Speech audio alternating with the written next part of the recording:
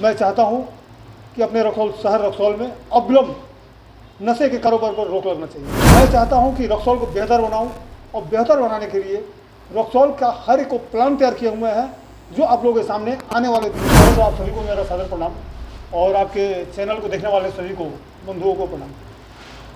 आप सभी जानते हैं कि हमारा रक्सौल विकट परिस्थितियों से गुजर रहा है। हर जगह नशा खुरानी गिरोह का सक्रिय है और हमारे गांव के शहर के लड़के एक आध हर एक महीने में मारे जा रहे हैं और कहीं न कहीं इन सभी का संलिप्तता नशा से आ रहा है। या वो अरविंद सिंह का हत्याकांड हो या फिर कल जो लड़के का विजय का हुआ है उसका हत्याकांड हो, रानी पटेल का हत्याकांड हो, ये सभी कहीं न कहीं नशे से जुड़े हुए हैं।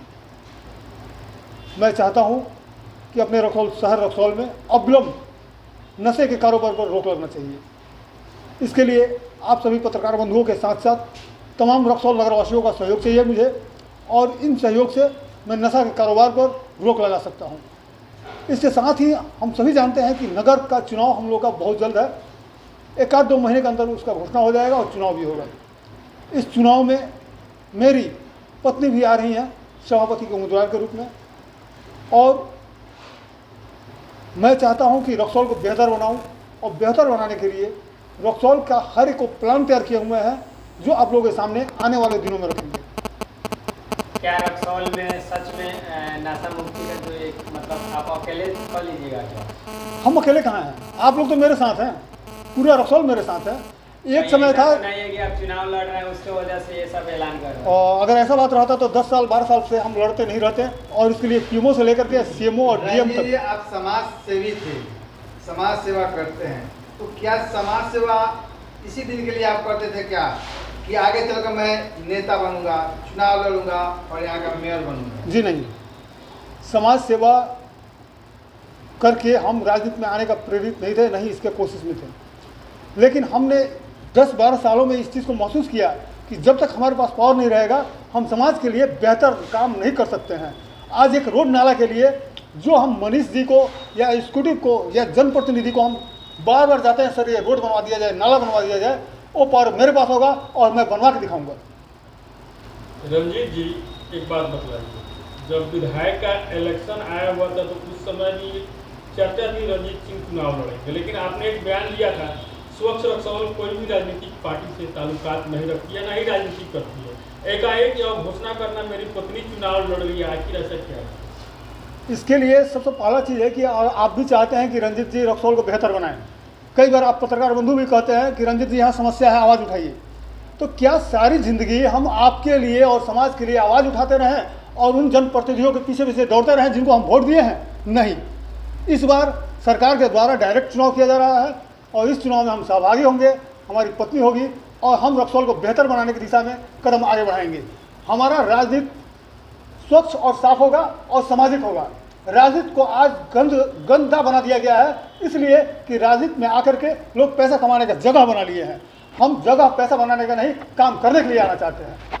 रंजीत जी क्या लगता है चुनाव लड़ने के लिए मोटी रकम की जरूरत पड़ती है? जी नहीं, आपके पास है नहीं। जी नहीं, लगभग 30-35 आदमी चुनाव लड़ने वाले हैं, हर एक आदमी पैसे वाले हैं, धनवान है, लेकिन आप कैसे उन लोगों से लड़ पाइएगा? श्रीमान, आपके आसपास का पंचायत इस बात का गवाह है, काम करने वाले को जनता सपोर्ट किया है और वोट दिया है और उनको जिताया है, जबकि करोड़ों रुपया खर्च करने वाले लोग हार गए हैं। वो तो बहुत कम परसेंटेज ऐसा देखा गया, मात्र चुनिंदा लोग ही ऐसे चुनाव जीते हैं। हो सकता है, क्या लगता है रक्सौल वाले आप पे विश्वास करेंगे? 10-12 साल से तो विश्वास कर रहे हैं रक्सौलवासी। अगर हम भी बिकाऊ रहते तो क्लिंकर आंदोलन में लाखों रुपए लेकर के आज स्कॉर्पियो को घूम रहे होते। आज बहुत सारे लोग हमारे पीछे पीछे घूमते, लेकिन आज जो भी जुड़ते हैं सच्चे मन से मेरे साथ जुड़ते हैं। वो काम करना चाहते हैं, काम करवाना चाहते हैं, इसलिए जुड़ते हैं। रंजीत जी कुछ लोग कह रहे हैं कि बस खड़े हुए हैं, कुछ पैसा लोग दे देगा, बैठ जाएंगे। इस बात को जान लीजिए, जब 50 लाख रुपए में क्लिंकर आंदोलन समय नहीं बिके तो अब 2-4 लाख 10 लाख में खरीदने की औकात किसी में नहीं है, पैसे से खरीदने की औकात नहीं है। रंजीत जी आप भी बोलते थे राजनीति कीचड़ है, दलदल है, यह बहुत बेकार चीज है, फिर आप इसमें जाना क्यों चाहते हैं? श्रीमान, आप नहीं जा रहे हैं, पत्नी को क्यों ढकेल रहे हैं? श्रीमान, इस बात को जान लीजिए कि अगर हमको रक्सौल को बेहतर बनाना है और नाले का सफाई करना है तो पहले उस नाले में हमको खुद उतरना होगा। वो कीचड़ हमको अपने शरीर पर लगाना होगा, तभी कीचड़ साफ होगा। एक आपके मतलब कीचड़ में उतर जाने से लगता है कि रक्सौल साफ हो जाएगा? सर, एक सभापति की पति अगर कीचड़ में उतरते हैं तो कम से कम 10% जनता उसके साथ रोड में उतरेगा, नाले में उतरेगा और सफाई करेगा। ये भी देखा गया है कि बहुत ईमानदार व्यक्ति भी राजनीति में आके गंदे हो जाते हैं। क्या सभी हो गए हैं? बहुत ज्यादा देखा आपकी राष्ट्रपति आज इस चीज़ के उदाहरण है कि आज भी वो गंदा नहीं हुई है। रंजीत जी, राजनीति अमीर होने का कोई मशीन है तो वही राजनेता है, मतलब राजनीति में जाने के बाद लोग अमीर बन जाते हैं। क्या वही आप भी करने आए, अमीर बनने आए हैं क्या? नहीं सर, हमको अमीर नहीं बनना है, क्योंकि यहाँ जो भी धन हम एकत्रित करेंगे लेके ऊपर नहीं जाना है। हमें आपका प्यार, भरोसा और सम्मान लेके जाना है। वही तो जाते हैं तो लोग दिखाते हैं 10 कट्ठा 5 कट्ठा अपना प्रॉपर्टी दिखाते हैं, लेकिन वहीं जब चुनाव जीतने के बाद करोड़ों में खेलते हैं। आज मेरे पास एक दूर जमीन नहीं है, मेरा पर्सनल जो भी किया हुआ है मेरे पिताजी का किया हुआ है। मेरा 2 बैंक अकाउंट और दोनों में मिल करके 5,000 रुपया नहीं होगा। उसके बावजूद चुनाव लड़ रहे हैं हम, इसलिए लड़ रहे हैं कि रक्सौल को बेहतर बनाएंगे। गरीबों का दुख हमने समझा है। अगर हम कोरोना काल में गरीबों को मदद नहीं करते, नहीं खिलाते, तो पैसा मेरे पास बचा रहता, लेकिन हम कभी भी उससे पीछे नहीं हटे। इस चीज़ का गवाह यहाँ तमाम पत्रकार बंधु हैं। दूसरा, जो लोग मर गए हुए थे कोरोना से, उनका दाह संस्कार किया हमने। जो ट्रेन से कट गए थे उनका दाह संस्कार किया, उनके घर तक पहुँचाए। क्या आपको लगता है ये सब चीज़ से पैसा मिलता है? आप राजनीतिक से हट के भी तो सेवा कर सकते हैं। बहुत ऐसे लोग हैं जैसे मदर टेरेसा और चाहे रक्सौल के बाबा कृष्णदास, ये लोग राजनीतिक में नहीं रहने के बावजूद भी सेवा करते आ रहे हैं। तो श्रीमान, मेरी पत्नी राजनीति में रहेगी, मैं नहीं। इसको बार बार दोहरा रहे हैं कि मेरी पत्नी सभापति उम्मीदवार है। अगर हमें भी बनना पड़ता है तो हम बनेंगे, क्योंकि हम रक्सौल को अंतर्राष्ट्रीय स्तर पर लाना चाहते हैं। हम चाहते हैं कि रक्सौल में जो है वो गर्व करके जाए कि हम रक्सौल में हैं। आप स्पष्ट बोल रहे हैं हम चुनाव नहीं लड़ रहे हैं, हमारी पत्नी लड़ रही है। क्या आने वाले दिन में आपकी पत्नी के साथ आपका पोस्टर बीच बाजार और चौराहे पे नहीं देखा जाएगा? पूरे रक्सौल में देखा जाएगा। निवेदक तो हम ही रहेंगे। आज हम दूसरे को सपोर्ट करें तो क्या आप इसके लिए तैयार हैं? क्या वो बेहतर काम करेगा?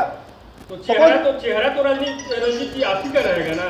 बिल्कुल रहेगा, लेकिन हम रक्सौल को बेहतर करने के लिए इस क्षेत्र में आना चाहते हैं, राजनीति में आना चाहते हैं और नगर परिषद में आना चाहते हैं। रक्सौल में जो ओवर ब्रिज बना है कोई काम का नहीं है। अभी लोग आता है ओवर ब्रिज ओवर ब्रिज पहले जान लीजिए कि वो नगर पंचायत का नहीं है, नगर परिषद का नहीं है, वो केंद्र सरकार और राज्य सरकार का है। अभी भी लोग आता है तो गाली दे के जाता है।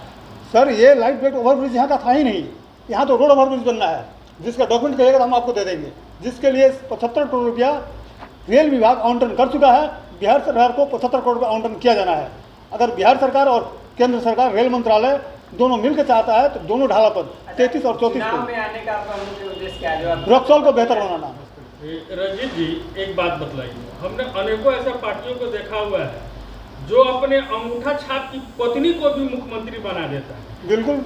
रक्सौल वाले कैसे विश्वास कर ले से आपकी पत्नी कर्मठ है, जुझारू है, कैसे विश्वास करें? आप जो 30-35 आदमी आ रहे हैं, वो भी लेडीज आ रही हैं, उन पे कैसे विश्वास करेंगे कि वो रक्सौल के लिए बेहतर का काम करेगी और बेहतर बनाएगी? और हमने करके दिखाया है। आज वो स्टेशन रोड हो, कस्टम रोड हो, आदापुर भिलाई रोड हो, मेन रोड हो, लाइट वेट ओवर ब्रिज हो, क्लिंकर आंदोलन हो, 126 सड़कों को हटाना हो, वो हमने करके दिखाया है। इसलिए आप कुछ पल के लिए ही सही हम पे भरोसा कर सकते हैं। रक्सौल में कोई भी समस्या के लिए सबसे पहले आप खड़ा होते हैं, तो चुनाव के बाद खड़ा होंगे कि नहीं होंगे? ये तो सारी जिंदगी खड़ा होंगे। आपकी पत्नी अगर जीत जाती है तो क्या आप करेंगे कि नहीं करेंगे? क्यों नहीं करेंगे? क्या पत्नी के खिलाफ भी आप आंदोलन कीजिएगा? बिल्कुल करेंगे। अगर वो गलत करेगी तो उसके खिलाफ भी आंदोलन करेंगे, लेकिन उसके अंदर एक डर होगा कि हमारे पति आंदोलन अनशन में बैठे हुए हैं, वो नहीं खाएंगे, भूखे मर जाएंगे, तो हम विधवा हो जाएंगे। लेकिन दूसरी महिलाएं जो आएंगी उन पर ये फैक्ट नहीं हो पाएगा। वो घर में सो करके रोटी दाल खूब बढ़िया से खाएगी, लेकिन हम भूखे वहाँ रोड पर बैठे रहेंगे। लेकिन मेरी पत्नी ऐसा नहीं कर पाएगी। जहाँ तक हम जानते हैं आपकी पत्नी गृहिणी है, क्यों उनको राजनीतिक में लेके आना चाहते हैं? हर एक महिला गृहिणी होती है। कौन ऐसी महिला है जो कि राजनीति से जन्म से ही राजनीति में आई हुई है? हम ये बता दिए गए। चुनाव में तो आप भी आ सकते हैं, तो अपनी पत्नी को ही क्यों? अभी तो महिला सीट है अपने यहाँ। अगर रोस्टर चेंज हो जाता है, जेंट सीट हो जाता है, तो हम खुद लड़ेंगे। चलिए, अब लास्ट में आप क्या कहना चाहेंगे रक्सौल वासियों?